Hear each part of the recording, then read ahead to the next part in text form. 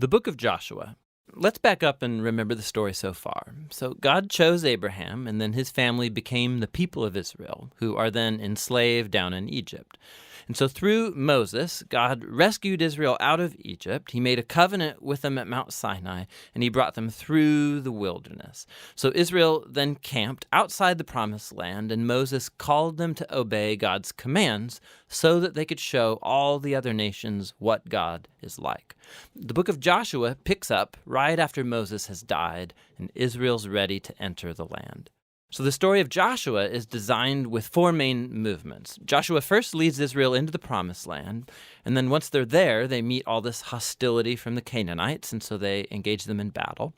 Then after their victories, Joshua divides up the promised land as the inheritance for the 12 tribes, and then the book concludes with these final speeches that Joshua gives to the people. So let's dive in and we'll see how all of it flows together. The first section begins with Moses' death, and Joshua is appointed as Israel's new leader. And the author intentionally presents Joshua as a new Moses. So like Moses, Joshua calls the people to obey the Torah, which means the covenant commands that they were given at Mount Sinai. And then Joshua sends spies into the land, just as Moses did back in Numbers chapters 13 and 14, except it goes way better this time. In fact, even some Canaanites turn and follow the God of Israel. Joshua then leads all Israel across the Jordan River and into the land. Just like the sea parted for Moses in the Exodus, so here the river Jordan parts and the priests carry the Ark of the Covenant across, leading all Israel with them. Now, in chapter 5, the story transitions. So the people look back to their roots as God's covenant people, and so the new generation is circumcised and they celebrate their first Passover in the land. But then they turn and prepare to go forward. And Joshua has this crazy encounter with a mysterious warrior, who, it turns out, is the angelic commander of God's army. And Joshua asks, "Are you for us or are you for our enemies?" And the warrior responds, "Neither," which shows that the real question here is whether Joshua is on God's side. It makes clear that this whole story is not about Israel versus the Canaanites. Rather, this is God's battle, and Israel is going to play the role of spectators or sometimes supporters in God's plan, which leads to the next section. We find stories about all these conflicts that Israel had with different Canaanite groups. And the first part retells the story of two battles in detail, and that's followed by a series of short stories that condense years of battles into a few brief summaries. So the first two battles are against Jericho and then Ai, and they offer these contrasting portraits of God's faithfulness versus Israel's failure. At Jericho, Israel is to take a completely passive approach. So they let God's presence in the ark lead them around the city to music for 6 days. And just like Rahab turned to the God of Israel, maybe the people of Jericho would do the same, but they don't. And so on the 7th day, the priests blow the trumpets and the walls come falling down, leading Israel to victory. The point of the story is that God is the one who will deliver his people. Israel simply needs to trust and wait. Now, the next story of the battle at Ai makes the opposite point. So there's this Israelite named Achan, and he steals from Jericho some of the devoted goods that were to belong to God alone, and then he lies about it. It's a pretty lame move after all that God has done for Israel. And so Israel goes into battle with the city of Ai, and they're totally defeated. And it's only after humble repentance and severely dealing with Achan's sin that Israel gains victory. And so together, these two stories, they're placed right up front to make an important point.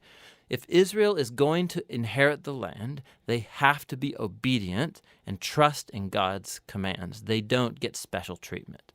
Now, the second part of this section begins with the Gibeonites, a Canaanite people group, and they do just what Rahab did as they turn to follow the God of Israel and they make peace with Israel. This is in contrast to all of these other Canaanite kings who start to form alliances and coalitions, and they want to destroy Israel. So Israel engages them in battle, and they win by a landslide. And so this whole section concludes with this summary list of all of these victories won by Moses and then by Joshua. Now, let's stop for a second, because odds are that these stories and the violence in them, they're going to bother you. And if you're a follower of Jesus, you're bound to wonder, like, didn't Jesus say to love your enemies? Why is God declaring war here? So, first, why the Canaanites? The main reasons are actually given earlier in the biblical story. It's that the culture of the Canaanites had become extremely morally corrupt, especially when it comes to sex. Go check out Leviticus chapter 18. And they also widely practiced child sacrifice. Go see Deuteronomy chapter 12. And so God didn't want these practices to influence Israel. The Canaanites had to go. Which raises the second question. Did God actually command the destruction of all the Canaanites, like a genocide? So at first glance, you look at the phrases used in these stories. They totally destroyed them. They left no survivor or anything that breathed.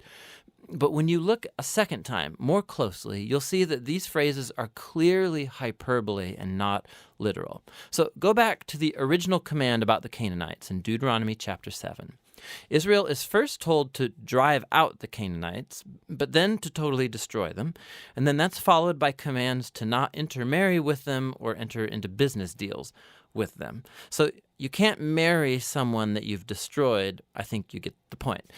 The same idea applies to the stories in Joshua. Look closely. So for example, we're told in Joshua chapter 10 that Israel left no survivors in the cities of Hebron or Debir. But then later in chapter 15, we see these towns and they're still populated by Canaanites. And so what we're seeing is that Joshua fits in with other ancient battle accounts by using non-literal hyperbolic language as part of the narrative style.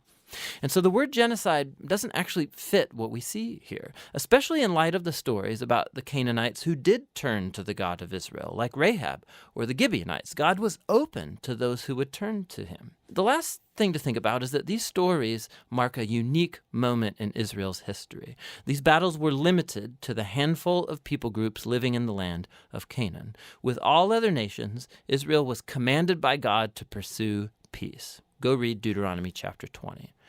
So the purpose of these battle stories was never to tell you, the reader, to go commit violence in God's name. Rather, they show God bringing his justice on human evil at a unique moment in history and how he delivered Israel from being annihilated by the Canaanites. Now, let's go back to the book's design. After years of battles, we see an aging Joshua, and he starts dividing up the land for the 12 tribes of Israel. And most of this section is like lists of boundary lines. And let's be honest, it's kind of boring. It's like reading a map that has no pictures. But for the Israelites, these lists were super important.